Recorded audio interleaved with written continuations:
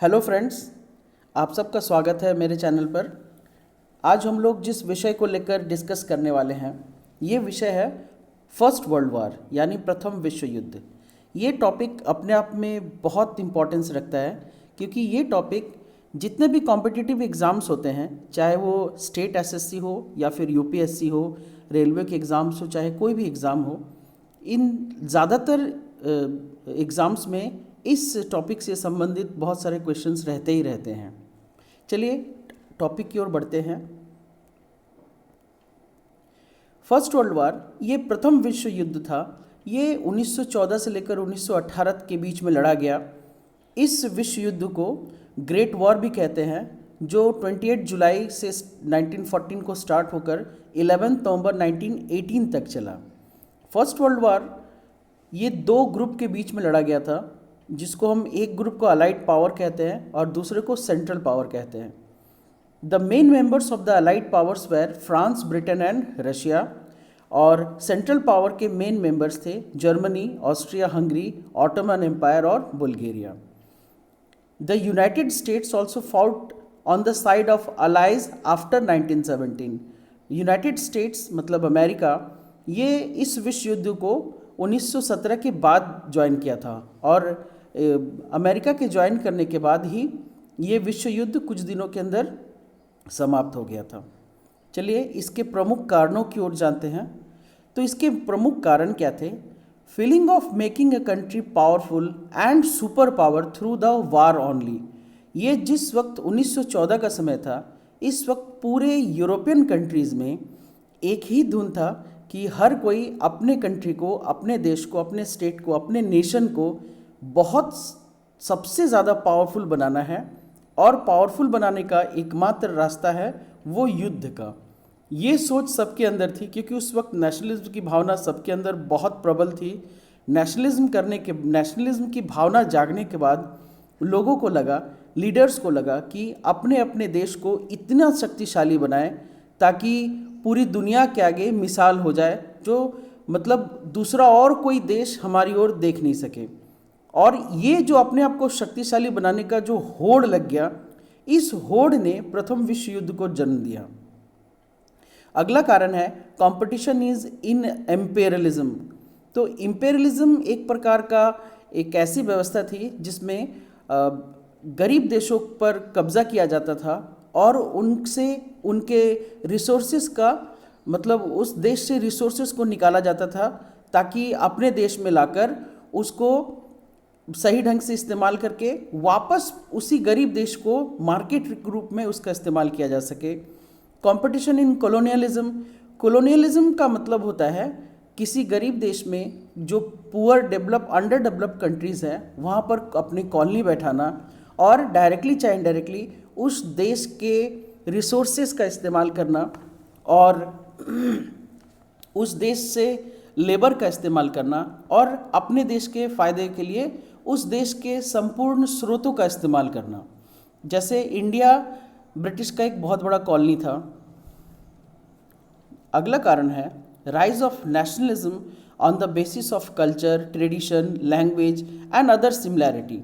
ये भी एक बहुत बड़ा कारण था। ये जो राष्ट्रीयवाद का जो जन्म हुआ यूरोपियन कंट्रीज़ में, जब France, Germany, Scotland, Austria Hungary, Russia, British, England जिसको कहते हैं, ये सब लोग अपने आप को इकट्ठा करने लगे।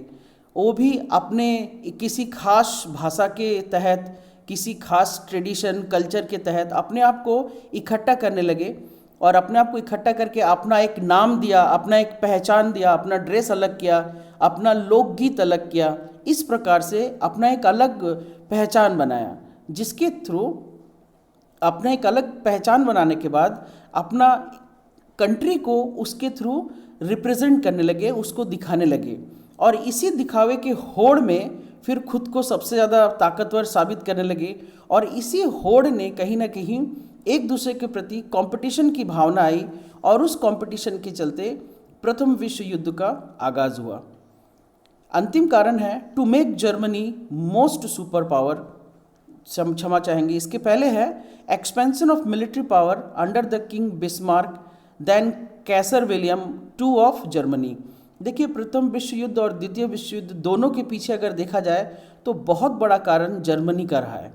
तो प्रथम विश्व युद्ध के समय में जिस प्रकार ब्रिटिश की जो पूरे दुनिया में लगभग दुनिया का 50% कॉलोनी ब्रिटिश के अंडर में था, फ्रांस का भी बहुत सारा कॉलोनी था, साथ ही साथ स्पेन का कॉलोनी था, पोर्टुगीज़ का कॉलोनी था।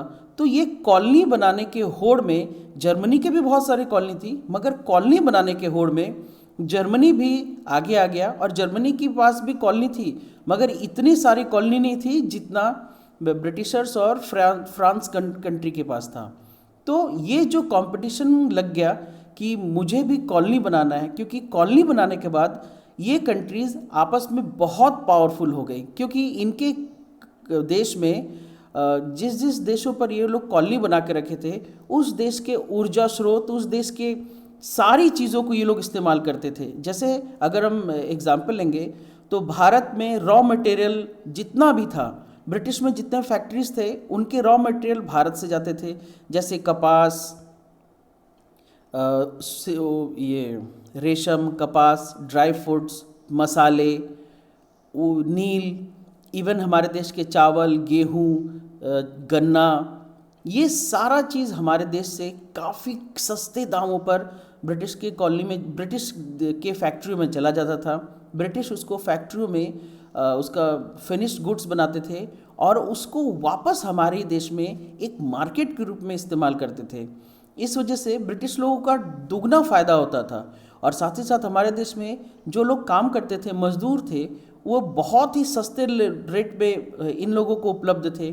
तो इस प्रकार से दोहरा शोषण होने लगा।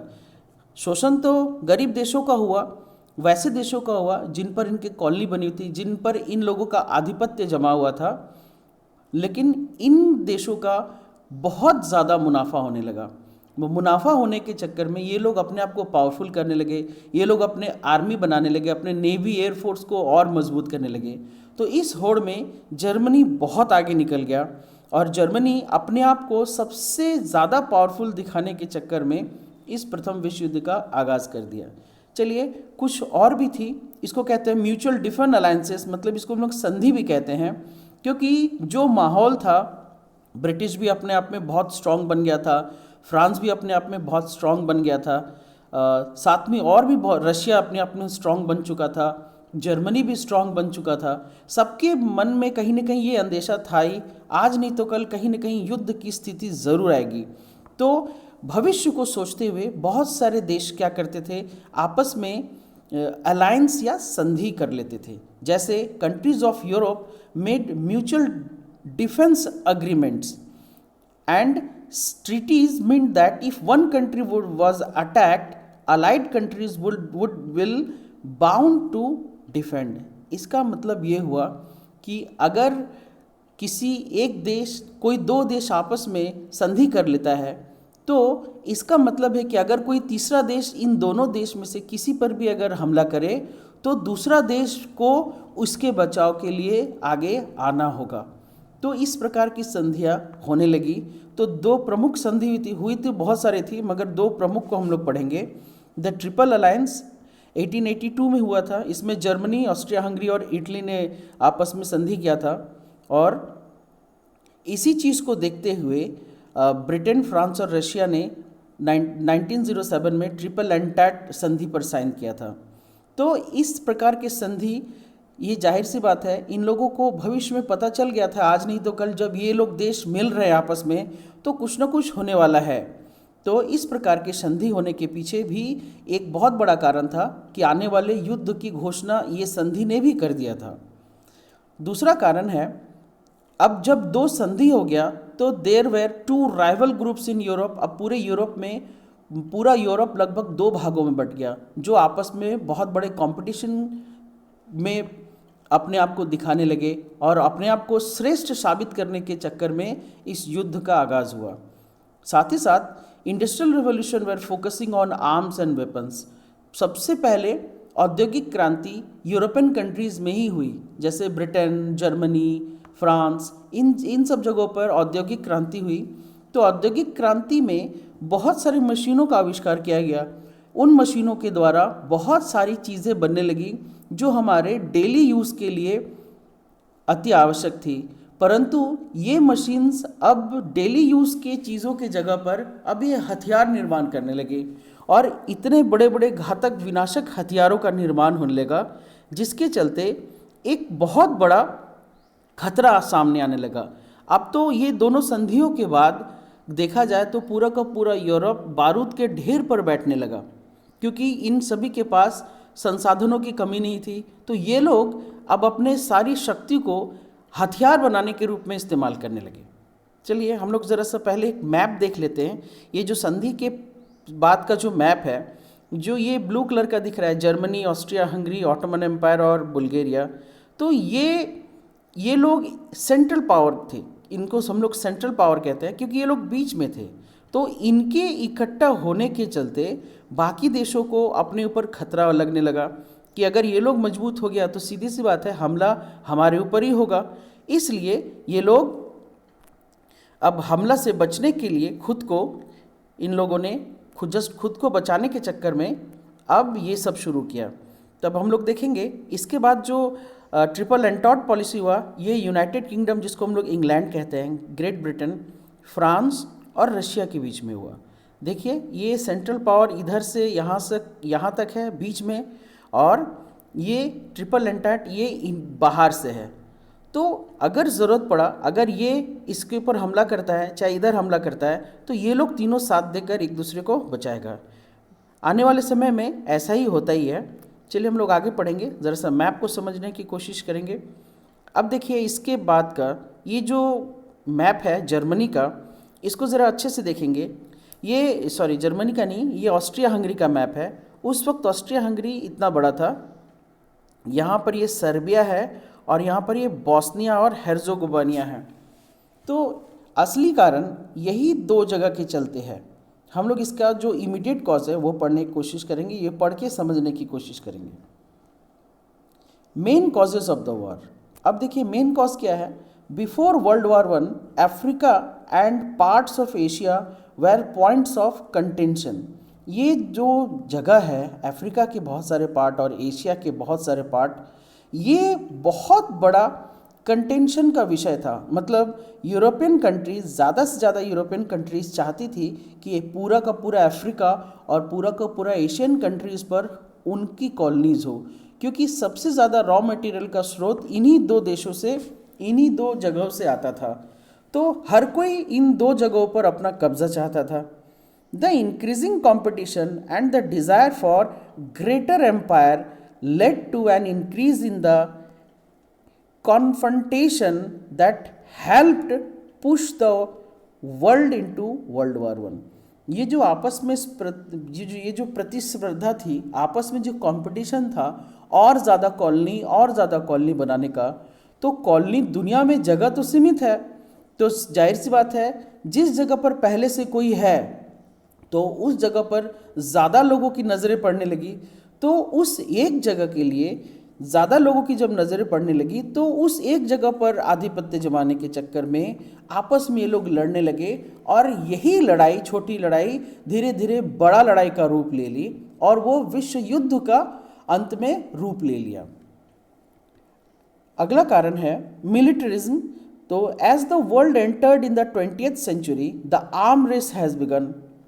हम लोगों ने थोड़ी देर पहले ही पढ़ा कि इंडस्ट्रियल रेवोल्यूशन होने के बाद पूरा का पूरा यूरोप आपस में वैसी चीज़ों को कम बनाने लगा जो हमारे रोज़मर्रा की ज़रूरतों को पूरा करती थी। अब ये लोग हथियारों की ओर ज़्यादा कॉन्सेंट्रेट होने लगे ताकि खुद को पावरफुल बनाने के होड़ में आ गए।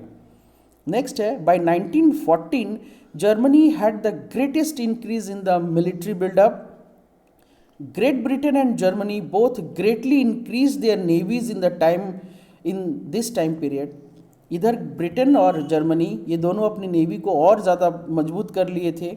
साथ ही साथ the increase in the militarism helped push the countries involve in the war. साथ ही साथ इन लोगों का जो मिलिट्री पावर था वो इतना बढ़ गया, वो इतना फैल गया कि अब ये धीरे धीरे प्रथम विश्व युद्ध की ओर अपने आप खींचा जाने लगा।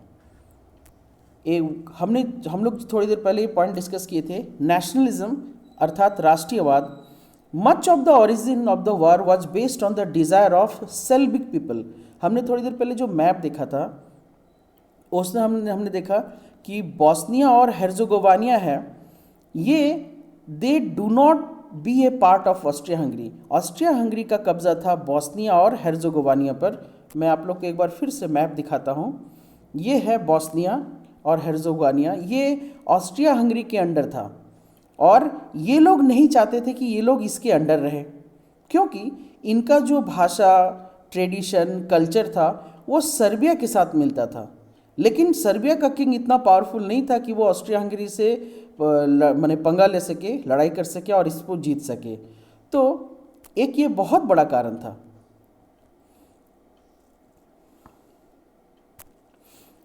Bosnia and Herzegovina do not be a part of Austria-Hungary, but they be a part of Serbia.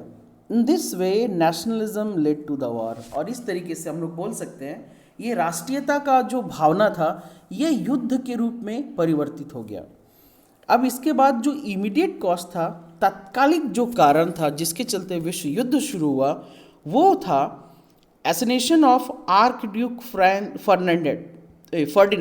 Archduke Franz Ferdinand. ये ऑस्ट्रिया हंगरी का राजकुमार था या राजा होने वाला था, ये वहाँ का प्रिंस था। 28 जून 1914 को आर्कड्यूक ये हायर थे, हायर का मतलब होता है भविष्य के राजा थे, heir of the throne of Austria Hungary. He was shot while he was visiting Sarajevo in Bosnia. ये बॉस्निया के एक जगह शहर है, वो साराजेवो है। साराजेवो में ये विजिट कर रहे थे, उस दौरान इनको गोली मारकर इनकी हत्या कर गई इनकी हत्या कर दी गई। And he was killed by a Serbian person, और इनको जो गोली मारा था वो सर्बिया का था। Who thought that Serbia should control Bosnia instead of Austria. जिस व्यक्ति ने इस राजकुमार को गोली मारा था उसका भी यही मानना था कि बॉस्निया को सर्बिया कंट्रोल करना चाहिए, ऑस्ट्रिया नहीं करना चाहिए। तो ये था प्रमुख कारण।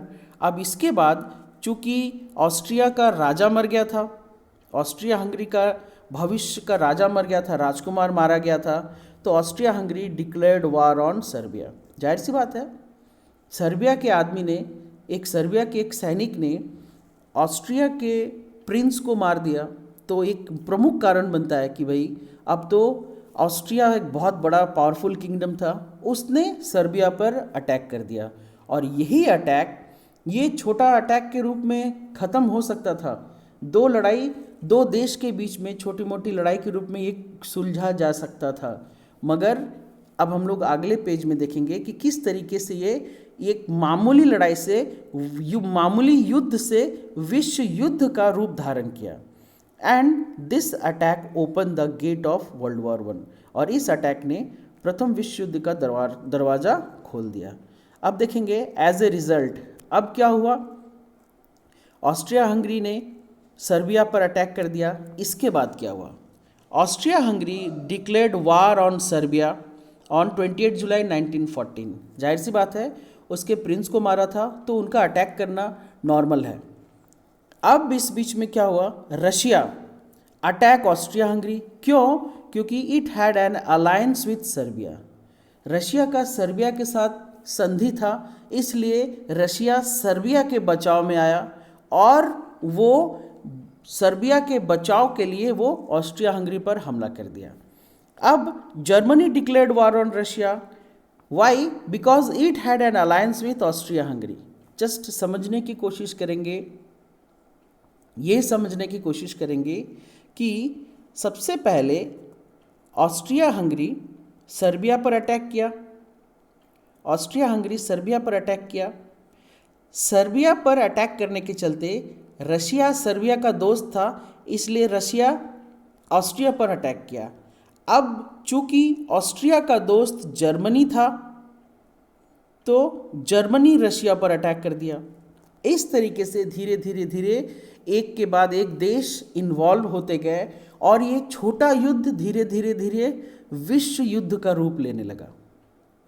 आई होप आप लोग को ये क्लियर हो गया होगा कि सबसे पहले ऑस्ट्रिया ने सर्बिया पर अटैक किया था, क्योंकि सर्बिया के एक सैनिक ने, एक क्रांतिकारी ने ऑस्ट्रिया के प्रिंस को मारा। तो सर्बिया का रशिया के साथ अलायंस बहुत पहले से था, इसलिए रशिया सर्बिया के बचाव में आया और रशिया ऑस्ट्रिया पर हमला कर दिया। चूँकि ऑस्ट्रिया का अलायंस जर्मनी के साथ था, इसलिए जर्मनी ऑस्ट्रिया के बचाव में आया और रशिया पर अटैक कर दिया। आगे देखेंगे।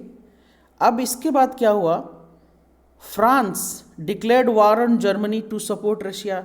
चूँकि हम लोगों ने पहले देखा कि ट्रिपल एंटॉट पॉलिसी के तहत रशिया, फ्रांस और ब्रिटेन आपस में संधि करके जुड़े हुए थे। चूँकि रशिया इस युद्ध में शामिल हुआ था, तो रशिया को सपोर्ट करने के लिए अब फ्रांस भी उतर गया युद्ध में।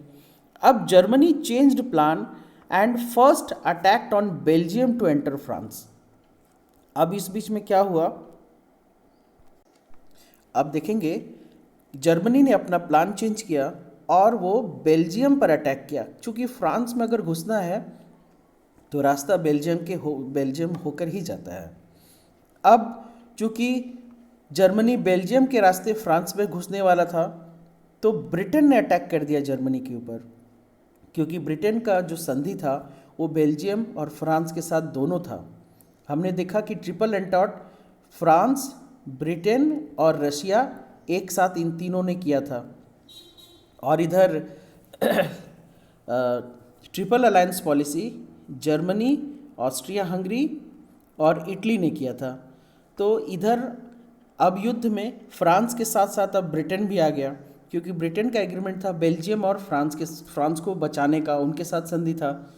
तो जर्मनी को फ्रांस पर अटैक करने के लिए बेल्जियम का ही रास्ता मिला था, क्योंकि वही रास्ता ही है। अब इसके बाद क्या हुआ, Ottoman Empire attack on Russia from the Black Sea. Ottoman empire का भी जर्मनी के साथ ही कुछ संधि साइन था, जिसके चलते वो अब जर्मनी पर अटैक कर दिया। नाउ इटली इन 1915 हेल्प ब्रिटेन। अब यहाँ पर एक बहुत अजीब सा वाक्य, एक ये क्वेश्चन यहाँ पर बनता है कि भाई किस देश ने अपने संधि को तोड़कर दूसरे दुश्मन देशों के साथ मिलकर युद्ध लड़ा था। तो इटली की संधि जर्मनी, ऑस्ट्रिया हंगरी के साथ था ट्रिपल अलायंस पॉलिसी में, मगर उसको इस ग्रुप में फ़ायदा कम नज़र आया और उसको इस ग्रुप में ज़्यादा फ़ायदा नज़र आया। इसलिए इटली क्या किया, इस संधि को तोड़ के ये फ्रांस, ब्रिटेन और रशिया की तरफ से युद्ध लड़ता है जर्मनी और ऑस्ट्रिया के विरुद्ध में। अब यहाँ पर इटली क्या किया, in 1915 helped Britain and France and fought war against Austria Hungary। अब इसके बाद Germany entered up to Paris in France but stopped by Britain. अब यहाँ पर चूंकि जर्मनी का आर्मी बहुत पावरफुल था और ये लोग बहुत संख्या भी ज़्यादा था और इनका लड़ने का तरीका भी बहुत ही अच्छा था, जिसके चलते ये फ्रांस के पेरिस तक घुसने वाले थे। अगर ब्रिटेन इनको नहीं रोकते तो ये पूरा का पूरा फ्रांस पर कब्जा कर लेते। अब Germany was destroying the warship and other help coming to Britain. Germany रास्ते में क्या कर रहा था, ब्रिटेन से जो भी मदद आ रहा था उसको नष्ट कर रहा था। Germany also destroy a passenger ship in which 128 passenger of America died. अब इस दौरान क्या हुआ, ब्रिटेन को मदद करने के लिए, चूँकि ब्रिटेन के अंडर में बहुत सारा देश था, जैसे हमारा इंडिया भी था और इंडिया से लगभग 15 लाख सैनिक गए थे उस युद्ध में ब्रिटेन का मदद करने के लिए। फर्स्ट वर्ल्ड वॉर में भी भारत से बहुत सारे सैनिक आए थे लड़ने के लिए।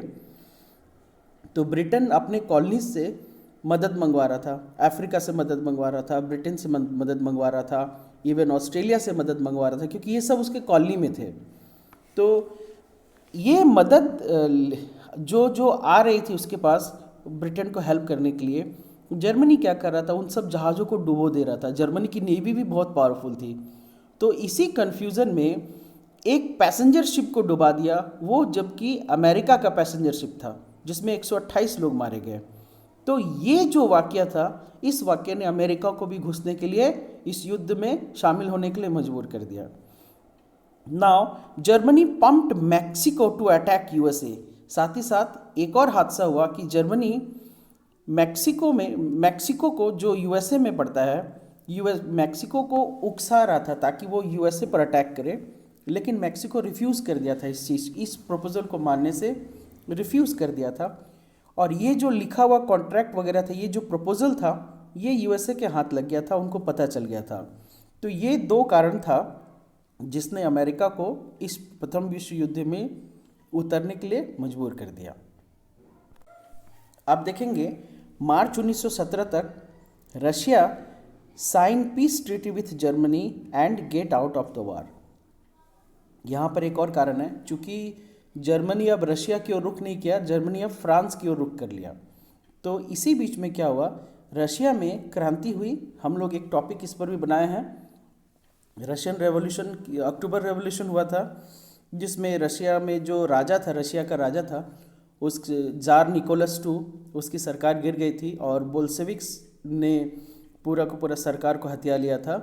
और उनका पहला यही डिमांड था कि भाई रशिया विश्व युद्ध से बाहर आए। तो रशिया 1917 के बाद से इस युद्ध से बाहर आ गया, और वो बाहर आने के लिए उसने जर्मनी के साथ एक ट्रीटी साइन किया था, शांति संधि, कि मैं अब इस युद्ध में भाग नहीं लूँगा। तो जर्मनी इस युद्ध से बाहर हो गया। ये एक क्वेश्चन इससे बनता है कि भाई प्रथम विश्व युद्ध में कौन सा देश था जो युद्ध के बीच में ही बाहर हो गया था? तो वो था रशिया, और उसका सबसे बड़ा कारण था अक्टूबर रेवोल्यूशन का। उस विषय पे हम लोग एक वीडियो बनाए हैं, उसको हम लोग उसके ऊपर बाद में चर्चा करेंगे। चलिए, अब क्या हुआ, now USA on 6 April 1917 entered the war with many AIIMS sided with Britain and France. अब यूएसए जब इस युद्ध में शामिल हुआ, उसके दिमाग में बहुत सारे उसके एम्स थे जो वो पूरा करना चाहता था, जिसमें उसको अपना बहुत सारा फ़ायदा दिख रहा था, इसलिए वो इस युद्ध में शामिल हुआ और वो ब्रिटेन और फ्रांस के तरफ से इस युद्ध को लड़ा। और जैसे ही अमेरिका इस युद्ध में शामिल हुआ, धीरे धीरे धीरे जिस जिस जगह पर जर्मनी धीरे धीरे फ्रांस में घुस रही थी, वहाँ पर वो हार गई। Now Germany surrendered on 11 November 1970 and the war ended. क्योंकि अमेरिका अपनी फ़ौज को हर जगह भेजने लगा, अमेरिका की नेवी भी बहुत स्ट्रांग थी, वो हर तरीके से धीरे धीरे जर्मनी को हर जगह से मतलब हराने लगी, और साथ ही साथ जर्मनी ने घुटने टेक दिए और 11 नवंबर को सरेंडर कर दिया। अब हम लोग इस चीज़ को देखेंगे कि इस युद्ध को दो तरीके से लड़ते हुए देखा गया है।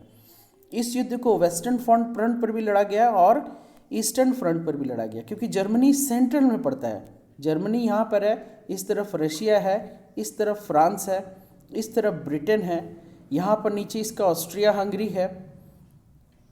अगर इस तरीके से देखेंगे, जर्मनी बीच में था तो उसको इधर भी लड़ना पड़ रहा था, इधर भी लड़ना पड़ रहा था।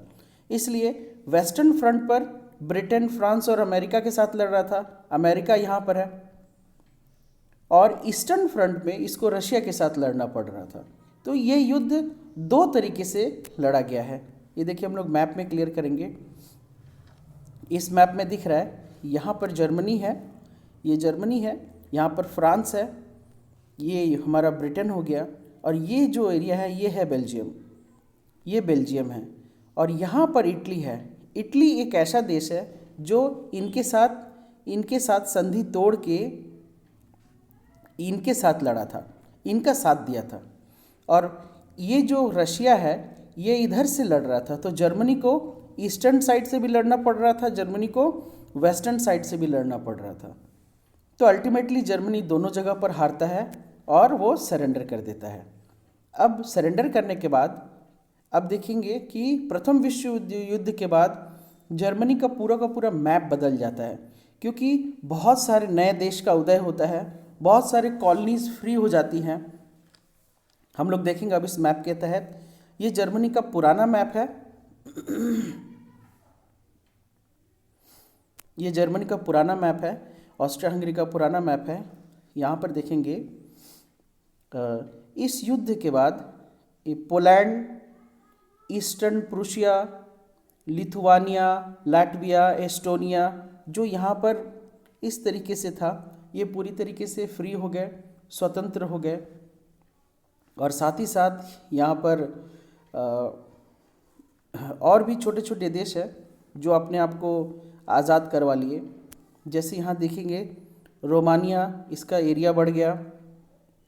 फिर इधर और भी छोटे छोटे देश हैं, ये ऑस्ट्रिया हंगरी दो भाग में बट गया। ये रहा, ऑस्ट्रिया इधर हो गया, हंगरी इधर हो गया, ये बिल्कुल अलग अलग हो गया। साथ ही साथ यूगोस्लाविया अलग हो गया, चेकोस्लोवाकिया अलग हो गया। इस तरीके से ये पूरा का पूरा जो पुराना मैप था वो नए मैप में बिल्कुल बदल गया। तो हम लोग अब इसका नेक्स्ट टॉपिक देखेंगे कि आफ्टर द वार इस युद्ध के बाद बेसिकली हुआ क्या। तो Germany lost its 13% of territory. Germany का लगभग 13% जो जर्मनी का अपना देश का हिस्सा था वो बट गया। कुछ रशिया ने ले लिया, कुछ कुछ फ्रांस ने लिया, कुछ ब्रिटेन ने ले लिया। और उसके जितने भी ओवरसीज़ कॉलोनी थे वो ब्रिटेन और फ्रांस हथिया लिए। रशिया का कोल आयरन माने जो कोल फील्ड था, आयरन फील्ड था और स्टील बेरिंग एरिया था, ये पूरा का पूरा फ्रांस और ब्रिटेन ने आपस में बांट लिया। उसको हम लोग ग्रीनलैंड कहते हैं, वो पूरी तरीके से उससे छीन लिया गया।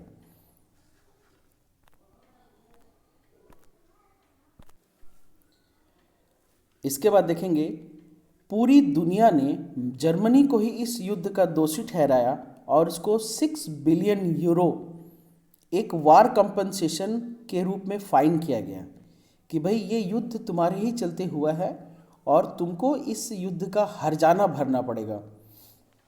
और वो हर्जाना था 6 बिलियन यूरो।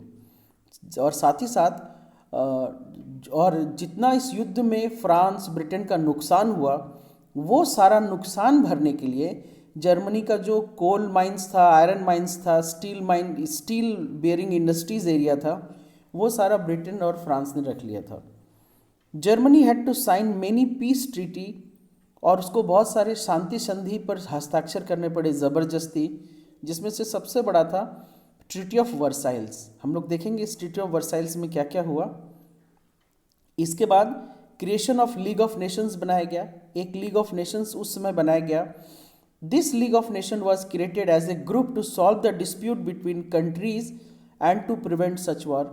इस लीग ऑफ नेशंस को बनाने के पीछे सबसे बड़ा मकसद ये था कि भविष्य में दोबारा कभी भी इतना बड़ा महायुद्ध ना हो और किसी भी देश में, किसी 2 या 3 देश में अगर प्रॉब्लम है तो उस प्रॉब्लम को लीग ऑफ नेशंस के द्वारा सुलझाया जाएगा। क्योंकि लीग ऑफ नेशंस में दुनिया के सभी जितने भी पावरफुल देश हैं, वो सब पावरफुल या कमज़ोर देश हैं, वो सबको उनके मेंबर बनाए जाएंगे। अब नेक्स्ट देखेंगे लगभग 8.7 मिलियन सोल्जर्स मारे गए और इसमें 12 मिलियन सिविलियंस भी मरे। France and Britain distributed all the colonies of Germany. Imperial dynasties collapsed in Austria Hungary, Germany, Ottoman Empire and Russia. इन सब जगह पर जो राजा लोगों का था उनका राजपाट खत्म हो गया, राजा लोग को गद्दी छीन गई और पूरा का पूरा देश जनता के हाथ में आ गया और वहाँ पर डेमोक्रेसी की स्थापना की गई। Decline of Ottoman Empire and rise of Prussia under Otto von Bismarck. Ottoman empire को ख़त्म कर दिया गया और प्रूशिया का जन्म हुआ, प्रूशिया का उदय हुआ जो बिस्मार्क के अंडर में हुआ। The World War one led the October Revolution. ये प्रथम विश्व युद्ध के चलते अक्टूबर रेवोल्यूशन हुआ रशिया में, जिसमें बोल्शेविक्स पावर में आए और इस बोल्शेविक्स के लीडर थे लेनिन। उन्होंने अपनी सरकार वहाँ पर बनाई। Austria Hungary was disintegrated into new countries, Czechoslovakia, Romania, Hungary. तो ऑस्ट्रिया हंगरी को माने जो जुड़ा हुआ था इसको तोड़ दिया गया और नए नए देशों को उसमें बांट दिया। मतलब नए नए देश स्वतंत्र रूप से आ गए, जैसे चेकोस्लोवाकिया, रोमानिया, हंगरी, ऑस्ट्रिया सब अलग हो गया। Disintegration of Ottoman empire in new countries जैसे Turkey, Greece, Syria, Armenia. Ottoman empire को भी तोड़ दिया गया और इन सभी देशों को आज़ाद कर दिया गया। Some territorial parts of Ottoman empire given to Italy, France and Britain. तो ऑटोमन एम्पायर का कुछ भाग को इटली, फ्रांस और ब्रिटेन को दे दिया गया। And end of imperialism from Germany and Russia. तो जर्मनी ने जितना भी इम्पेरियलिज्म किया था, रशिया ने किया था, वो सबको ख़त्म कर दिया गया। USA emerge as a world power. इस प्रथम विश्व युद्ध के बाद यूएसए मतलब सबसे ज़्यादा पावरफुल देश बन के उभरा यूएसए। ह्यूज इकोनॉमिक लॉस पूरी दुनिया में, पूरा का पूरा लगभग देखा जाए तो जितने भी शक्तिशाली और अमीर देश थे वो सब कर्जे में आ गए। हंगर, भूखमरी आ गई, हाई प्राइस, बहुत ज़्यादा चीज़ों की कीमतें बढ़ गई in the participant country.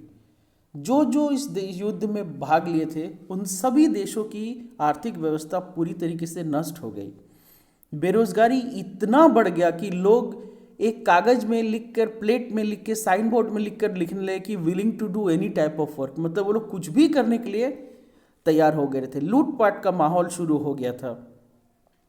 New countries emerge freely like Estonia, Finland, Latvia, ये सब फ्री होके अपने आप में नए देशों का उदय हुआ।